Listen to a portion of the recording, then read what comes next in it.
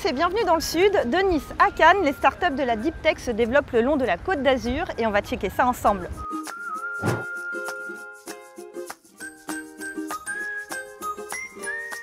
Nous démarrons ce Deep Check avec une mise en contexte avec Xavier Fernandez. Bonjour Xavier. Bonjour. Vous êtes vice-président innovation et valorisation de la recherche à l'Université Côte d'Azur. Présentez-nous votre territoire et ses spécificités.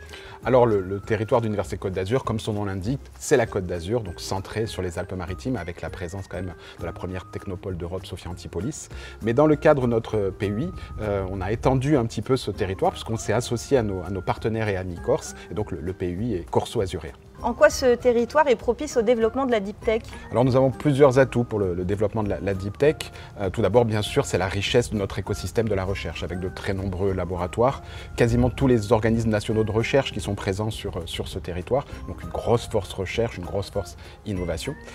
Mais également l'existence de notre IDEX qui a permis depuis de nombreuses années de pouvoir insuffler des appels à projets, de pouvoir insuffler une dynamique autour de l'innovation, en particulier centrée sur le Deep Tech, qui commence à porter ses fruits, et donc l'obtention du PUI est une deuxième étape qui nous permet d'accélérer cette mise en œuvre et d'accélérer l'accompagnement aux startups Deep Tech. Alors parlons des prochaines étapes, quels sont vos projets ? Alors les projets sont nombreux, quand on voit le dynamisme de notre site, il y a beaucoup à faire sur un certain nombre de thématiques qui sont très porteuses, en particulier le numérique, la santé, le risque, le développement durable. Nos projets sont centrés autour de l'acculturation et de la formation de tous les publics pour promouvoir le plus possible l'entrepreneuriat Deep Tech, et donc un accompagnement qui va beaucoup se développer, de la détection dans les labos pour essayer d'aller encore plus vite, pour identifier les projets les plus prometteurs et les accompagner le plus vite et le plus rapidement possible. Merci beaucoup Xavier. Merci. Alors nous, on va aller checker la Deep Tech. Pas en Corse malheureusement, ce sera pour une prochaine fois. On va rester sur la Côte d'Azur et vous me suivez.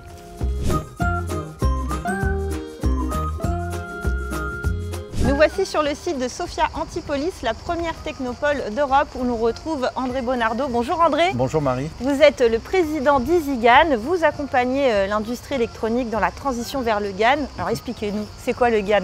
Alors le GaN, c'est un matériau semi-conducteur qu'on trouve dans les LED d'éclairage, mais qui est aussi de plus en plus utilisé dans l'électronique parce qu'il permet de miniaturiser les systèmes et d'être beaucoup plus efficace au niveau énergétique. Alors du coup, en quoi consiste votre expertise et qu'est-ce qu'elle permet? Alors nous, à EasyGaN, on est spécialiste dans la synthèse justement du GaN sur des plaquettes silicium comme celle-ci.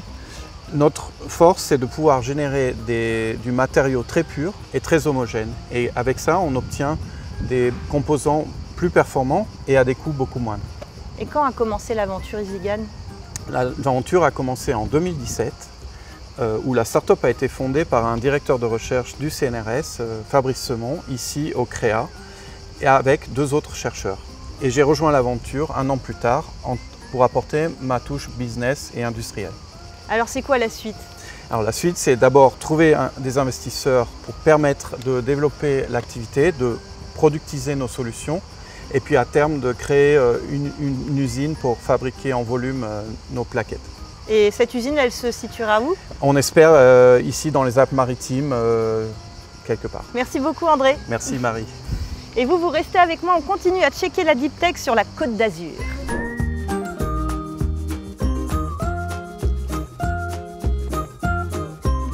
Nous voici maintenant à l'INRAE où l'on retrouve Lucie Monticelli. Bonjour Lucie. Bonjour. Vous êtes cofondatrice et directrice d'Evolutive Agronomie et vous, votre objectif, c'est de réduire l'utilisation des pesticides chimiques. Par quels moyens? Grâce au biocontrôle. Qu'est-ce que c'est le biocontrôle? C'est l'utilisation d'organismes vivants pour lutter contre les ravageurs des cultures. Le plus grand exemple, c'est celui de la coccinelle qu'on utilise pour lutter contre les pucerons pour éviter d'utiliser des pesticides chimiques. Mais en réalité, il existe un grand nombre d'organismes vivants et développer des nouveaux organismes vivants pour les agriculteurs, c'est ce qui va leur permettre de faire leur transition agroécologique. Alors ces nouveaux organismes vivants, vous les testez notamment ici dans ces serres? Oui, tout à fait. On fait des expériences à la fois en laboratoire, en serre et en plein champ, au plus près des agriculteurs pour que ces solutions soient les plus viables possibles. Revenons maintenant sur la création de votre entreprise. Lucie, comment ça s'est passé? Evolutive Agronomie a été créée en 2023 par 3 chercheurs, Nicolas Desneux, Antoine Pasquier et moi-même. Donc notre objectif est vraiment d'utiliser nos compétences dans le domaine du biocontrôle pour développer de nouvelles solutions.